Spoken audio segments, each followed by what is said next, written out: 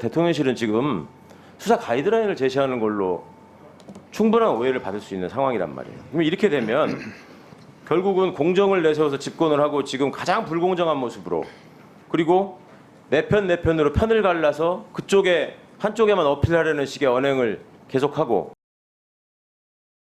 아까 정무직 공무원의 정치적 중립에 대해서 잠깐 얘기하다가 얘기가 중단됐는데요.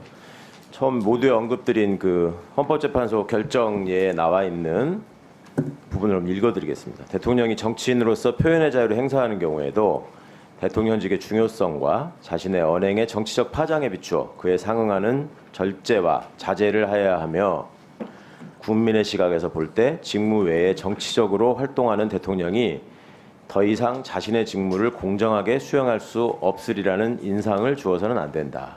이게 대통령뿐만 아니라 정무직 공무원들께도 당연히 적용되는 내용일 겁니다. 그렇죠, 소장님?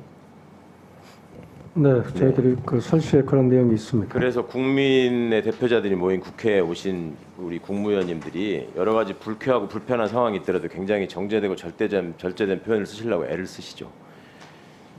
제가 보기에 정무직 공무원과 정치인의 차이는 정당 가입을 할 수 있다는 점에서는 동일하지만, 정치인들이 자신의 지지자에게 어필할 수 있는 발언을 하고 그것을 통해서 지지율을 올리려는 시도하는 그런 것들이 정치적 중립의 영역에서 정무직 공무원에게는 통용될 수 없기 때문에 그런 부분들을 서로 자제하고 절제된 언어를 사용하시는 거 아닌가 싶습니다. 지금 우리 대통령께서 검사 시절에 국민들에게 부각되고 국민들의 환호를 받았던 최초의 사건이 국정원 댓글 수사 과정에서 받았던 압력, 그것을 이제 국정감사장에서 폭로하면서 이게 국민들 사이에 주목받는 인물로 떠오르기 시작했는데요. 그때 국정원 댓글 수사가 이루어지는 과정에서 법무부 장관님 당시에 수사에 압력을 넣고 특히 대통령 선거법 위반, 공직선거법 위반으로 기소해서는 안 된다라고 했던 당시에 민정수석이 누군지 아십니까? 그 향후에 밝혀졌거든요. 말씀해 주시면 민정수석 곽상도 씨입니다. 예, 곽상도 씨. 제가 보기에 곽상도 씨에 대한 수사를 의지를 가지고 하긴 할 것 같아요. 지금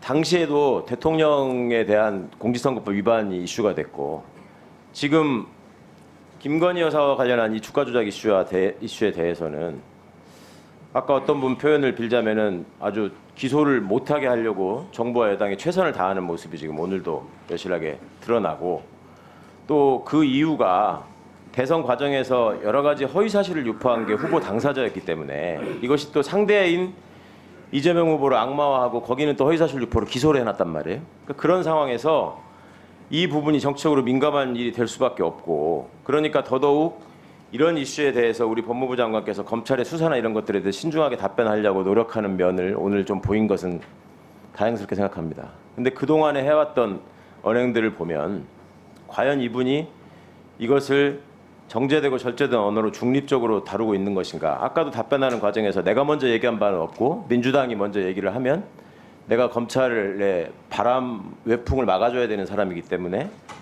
그거를 반박하고 해명하는 차원에서 얘기했을 뿐이다. 그것은 정치인들이 하는 거예요.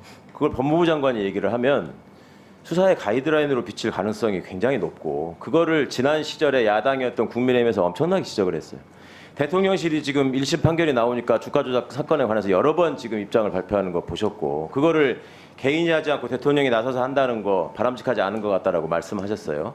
지금 법무부 장관이 그 전에 얘기를 하면 민주당이 무슨 방탄을 한다, 이재명 지키기를 한다, 이재명 대표라고도 잘 안 해요. 어쩌다 보면 이재명 이러면서 얘기를 하시는데, 대통령실이 나서서 가지고 방탄을 하는 게 아니라 대통령실은 지금 수사 가이드라인을 제시하는 걸로 충분한 오해를 받을 수 있는 상황이란 말이에요. 그럼 이렇게 되면 결국은 공정을 내세워서 집권을 하고 지금 가장 불공정한 모습으로, 그리고 내 편으로 편을 갈라서 그쪽에 한쪽에만 어필하려는 식의 언행을 계속하고, 그래서 제가 검사를 무슨 친정부 검사, 반정부 검사, 지난 정부 때 기소를 했네 어쩌네 하는 거가 옳지 않다고 말씀을 드리는 겁니다. 그렇게 했으면 지난 정권 시절에 그러면 친정권 검사라고 하는 이성윤 검사를 누가 기소했으며 그게 왜 오늘 무죄 판결이 납니까? 그런 무리한 일을 왜 꼭 김학의 씨를 대상으로 해서 하는 겁니까? 그러니까 화면 한번 보세요. 예전에 어떤 검사들이 다 수사정보정책관실이 윤석열 가족 대응팀이다라는 증언을 했고, 그다음 어떤 검사는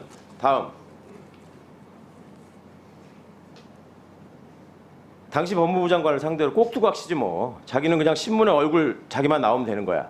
준비가 안 된 상태에서 막 짓거려 버리잖아. 말이 안 되는 소리를 하잖아. 지가 되게 멋있는 줄 알아.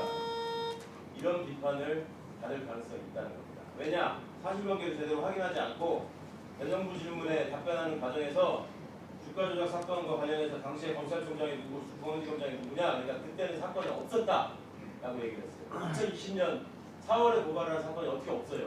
윤석열 검찰청 시절. 유념하시기 바랍니다. 예, 의원님 말씀에 공감하지 못하는 부분이 많지만 더 말씀드리지 않겠습니다.